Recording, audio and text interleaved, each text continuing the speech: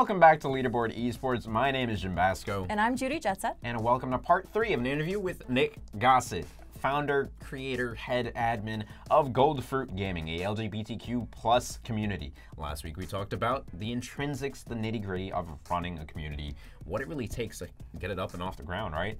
And this week we're going to be talking about esports. And Judy has got a couple of spicy questions for him. You know that's a topic near and dear to our hearts here, so I'm running you through the gauntlet. All right. Okay. What is your favorite game to play right now? Hearthstone, right? Yeah. Okay. What is your favorite Hearthstone team? Do you follow Hearthstone Esports?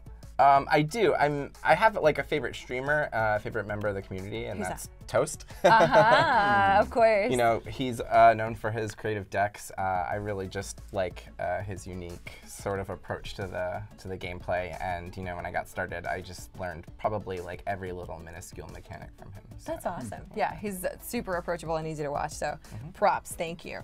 But reeling it back for across the games, obviously that you follow because of your team or play with your group, your gaming community, you follow the esports scenes for all of those as well, right? So League of Legends, Overwatch, to a certain extent, right? Yeah. Are there any queer icons or advocates for safe spaces that you follow or that you kind of root for and want to see do well? Interesting. Personally, I don't really have you know, a specific like LGBT pro player that I myself you know, kind of watch. But I do know that there are some that are popular. Muma and Overwatch is someone I'm hearing a lot about constantly. But yeah, personally for us, no, not really too much. It's more about just kind of watching the game. So. Okay. And it's just for a lack of representation, not so much like, do you think if there was someone that you would kind of want to see him do well? I mean, absolutely. I think that's a really, it is kind of interesting. When I was, when I first really started getting into esports, I was actually into Smite, and we went to the World Championships. Yeah. And That's pretty cool.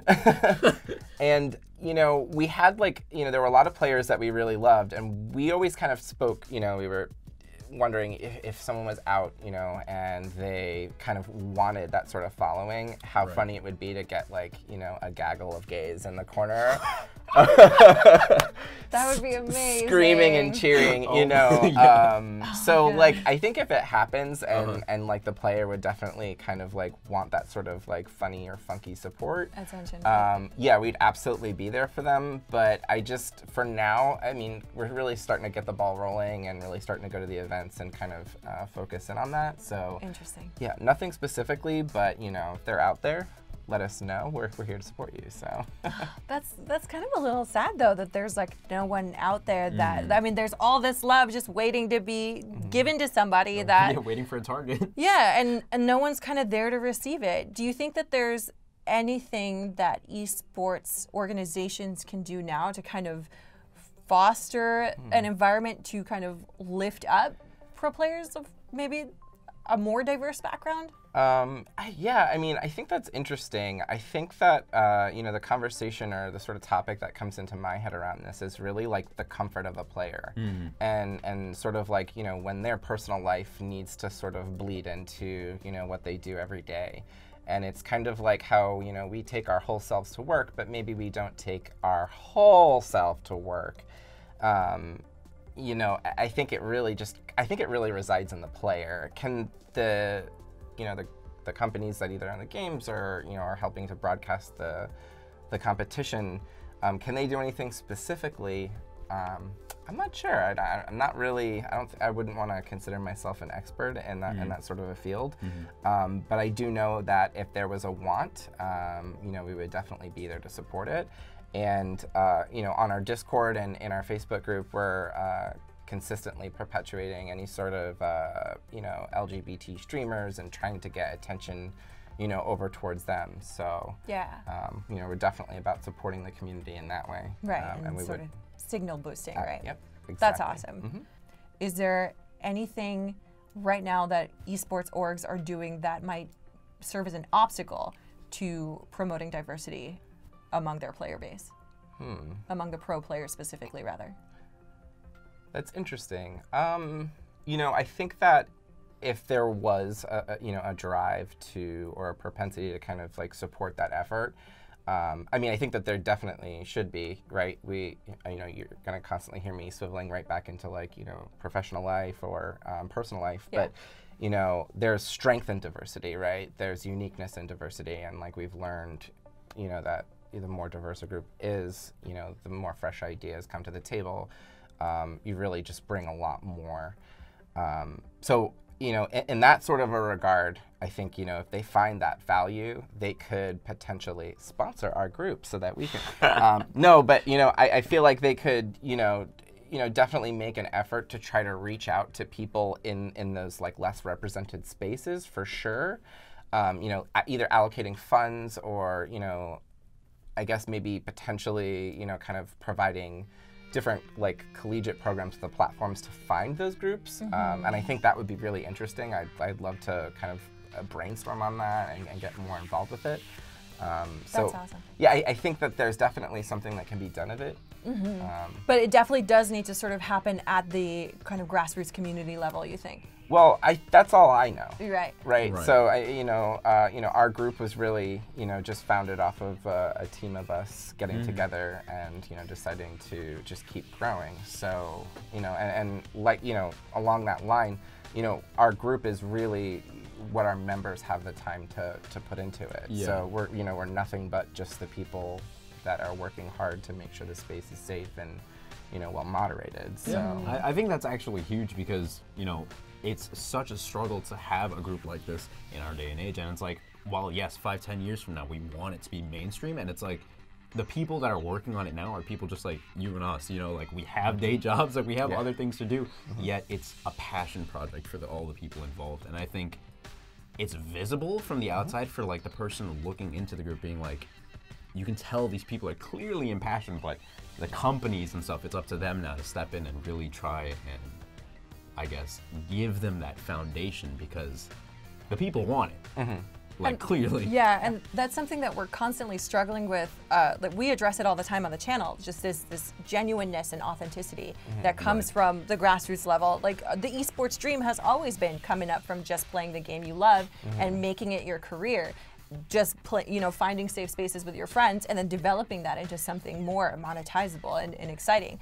But companies are still kind of not really tapping into what actually, you know, is the soul of like a pro player, of a gamer in all of its facets. But that leads me actually into more questions. As the right, who would have thought this? Questions in on an my interview? leaderboard? But honestly, as a leader, you've already talked about opportunities that you see that are currently untapped that you could kind of develop some awesome stuff in your group. What are some things, do you think that you could make a queer league for any games? A queer tournament or a queer league or a series of tournaments? Yeah, I mean, specifically driven in that way. That's a really interesting question. Kind of like going back into supporting the streamers, like a few of the ideas that I've had, angel investors, listen in. But, you know, I've always wanted to see like a Gold Fruit channel, sort of like a rotating stream of just, you know, LGBT gamers doing their thing, being in their element. Like I've also had ideas about kind of like an application. Think of it as like a Tinder for gaming, right? Like you enter in, you know, what rank you are, what kind of a player you are, your role, and it sort of like connects you with people who are like-minded. And it can kind of extend beyond just the numbers, just the mechanics.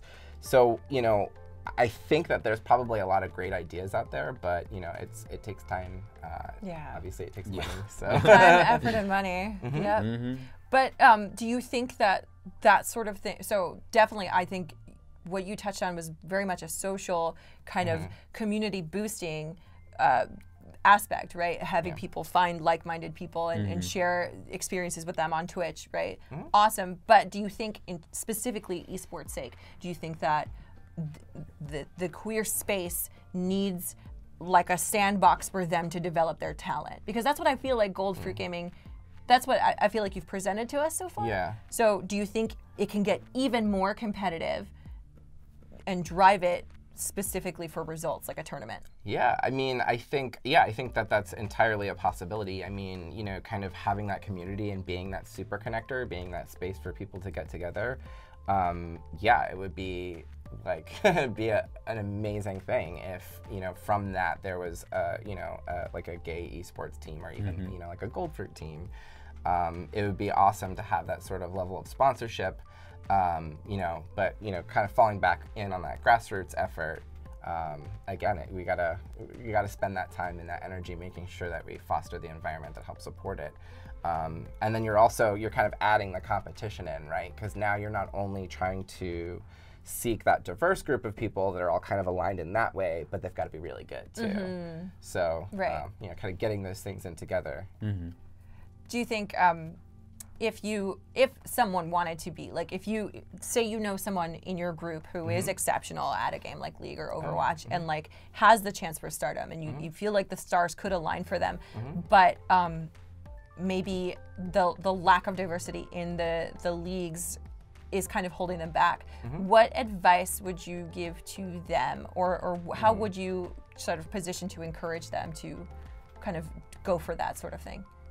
Yeah. I mean, it can only be beneficial to our community as a whole if that happened. Right. I guess my advice might be to know that there's always going to be a community out there to support you, that there's always going to be a space for you. And I know that sometimes, you know, that's not the everyday, like it's not the 24/7, it's not the ideal. But if you can know that you can come back to a space where you're always going to be supported, where you're going to have that fan club, where you're going to have those promoters and those brand ambassadors, if you will, you can find, you know, solace in that. And, you know, I would hope that, you know, there's enough of us out there, right, that are competing on that level, that want that, you know, they can find that special team within that community. So it would, you know, it would be a dream come true. That's awesome. Yeah. I'm out of questions. Yeah, it sounds pretty good. You know, with that being said, Nick, 5 to 10 years from now, where do you see Gold Fruit Gaming? Whew, 5 to 10 years. Yeah, it's a long time. It is a long time, especially in esports, dude. Yeah, Let your imagination run wild. No, like, money is no don't object. do this like, to me. Do it. Don't do this to me. Open up the floodgates. All right. Well, first it'd definitely be a bar. Woo! Okay, Judy likes that. I'm about that. Yeah, I mean, I could totally see, you know, like some sort of an esports viewing party bar kind of thing going on. I'd love to see, like I was mentioning earlier, that sort of Twitch channel, something that's like a constant 24/7, like watch this, support these people.